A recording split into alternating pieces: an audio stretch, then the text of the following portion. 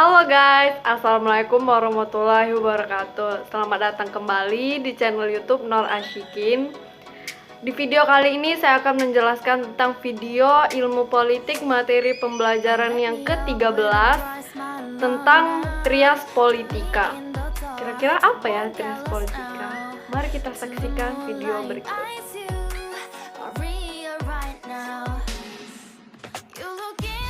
Oke guys, Sebelum itu jangan lupa subscribe YouTube channel saya Nur Ashikin, komen, Ashikin dan dan juga like. Terima kasih. Baiklah, kembali dengan saya. Perkenalkan, nama saya Nur Ashikin dengan NIM 2042034, jurusan Ilmu Administrasi Negara, Fakultas Ilmu Sosial, Universitas Negeri Padang. Kali ini saya akan membuat tugas video pendek tentang pembelajaran materi ke-13 yaitu trias politika yang diampu oleh dosen Pak Hidayatul Fajri, SAP MPA. Trias politika, pembagian fungsi-fungsi pemerintahan menjadi 3. Pertama, legislatif, rule making. Kedua, eksekutif, rule application. Yang ketiga, yudikatif, rule adjudication. Selanjutnya, pembagian struktur kekuasaan di Indonesia. Pertama, legislatif yang terdiri dari MPR, DPR, DPD, dan DPRD. Yang kedua, eksekutif yang terdiri dari presiden, kepala daerah. Yang ketiga, yudikatif yang terdiri dari MA, MK, KY, dan pengadilan.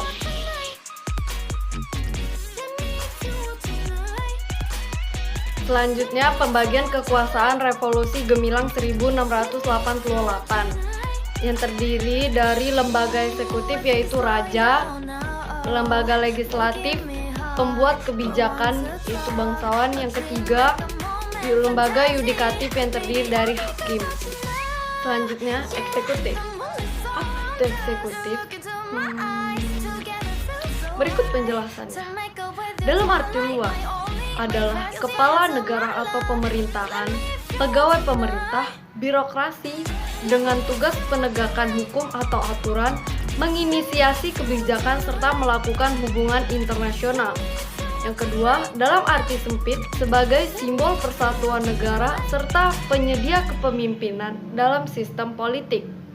Lebih banyak terekspos di dalam acara seremonial seperti rapat dengan legislatif, membuka acara, menerima tamu negara atau duta besar, menandatangani dokumen resmi. Legislatif terdiri dari wakil rakyat sebagai pembuat undang-undang dan kebijakan, berkembang dengan fungsi penyelidikan dan kontrol atas kinerja eksekutif, merupakan agen dalam sistem politik sebagai pembawa mandat dari prinsipal, representasi dari demokrasi perwakilan, dan check balance atas kekuasaan eksekutif.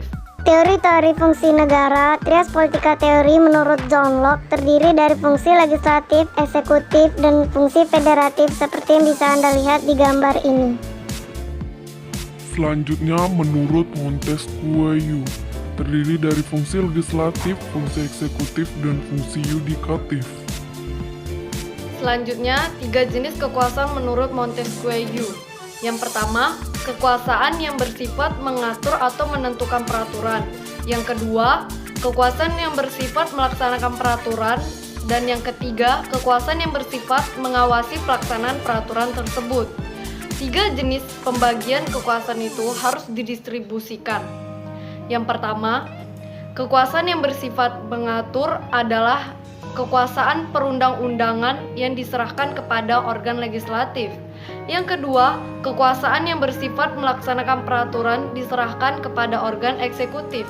Yang ketiga, kekuasaan yang bersifat mengawasi pelaksanaan peraturan diserahkan kepada organ yudikatif.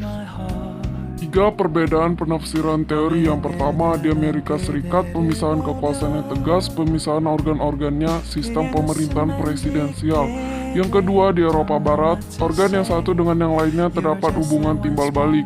seperti eksekutif dan legislatif. Ketiga, di Swiss, badan eksekutif hanyalah badan pelaksana dari apa yang digariskan badan legislatif. Selanjutnya, pemisahan kekuasaan menurut Gabriel Almond terdiri dari 3. Yang pertama, rule making function, berwenang merumuskan kemauan rakyat atau kemauan umum public interest dengan jalan menentukan kebijaksanaan umum public policy yang mengikat seluruh masyarakat. Badan yang berhak menyelenggarakan kedaulatan rakyat dengan jalan menentukan public policy dan menuangkan dalam undang-undang. Teori perwakilan menurut indirect demokrasi terdiri dari 3. Pertama, perwakilan seseorang atau kelompok yang mempunyai kemampuan atau kewajiban untuk berbicara atau bertindak atas nama satu kelompok yang lebih besar. Perwakilan miniatur dari masyarakat secara keseluruhan, perasaan, pikiran, peta, kondisi masih. Yang ketiga, perwakilan prinsipal agen bertindak atas nama pihak lain. Jenis perwakilan. Ada 2 jenis perwakilan menurut C.F. Strong, yaitu pertama, perwakilan politik terjadi dari adanya pemilihan umum, pemilu. Kedua, perwakilan fungsional dengan menggunakan mekanisme pengangkatan.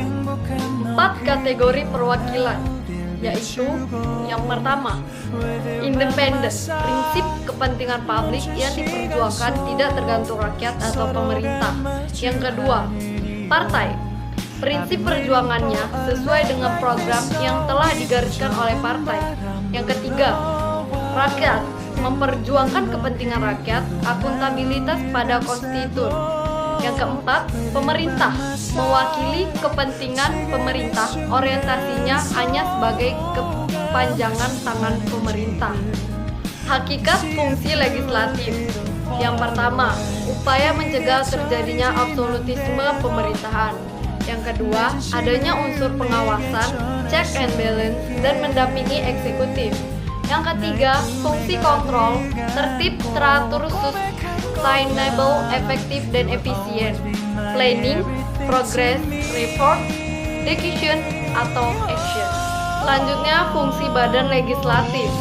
Fungsi badan legislatif terdiri dari 2. Yang pertama, policy making and law making function, initiative, amendment, budget, authority. Yang kedua, to control executive, work especially control authority. Selanjutnya, fungsi kontrol ada 4, yaitu question power. Yang kedua, interpellation, meminta keterangan. Yang ketiga, enquete, mengadakan penyelidikan sendiri. Yang keempat, mosi, sistem parlementer. Selanjutnya, model sistem politik Indonesia, lembaga yudikatif. Pengertian lembaga yudikatif yaitu lembaga yang berfungsi mengadili penyelewengan pelaksanaan konstitusi dan peraturan perundang-undangan secara luas serta bersifat independen dalam pelaksanaan tugas dan fungsinya. Yang kedua, sistem lembaga yudikatif negara demokratis. Yang pertama, sistem common law, negara Anglo-Saxon, sistem hukum yang berkembang di negara Inggris yang berpedoman pada prinsip bahwa selain undang-undang yang dibuat oleh parlemen, juga berpedoman pada peraturan lain yang merupakan common law, yaitu keputusan yang terdahulu dibuat oleh hakim. Yang kedua, sistem civil law, hukum perdata umum sistem hukum yang berpedoman pada hukum yang sudah ditetapkan. Berikutnya, kekuasaan lembaga yudikatif Indonesia.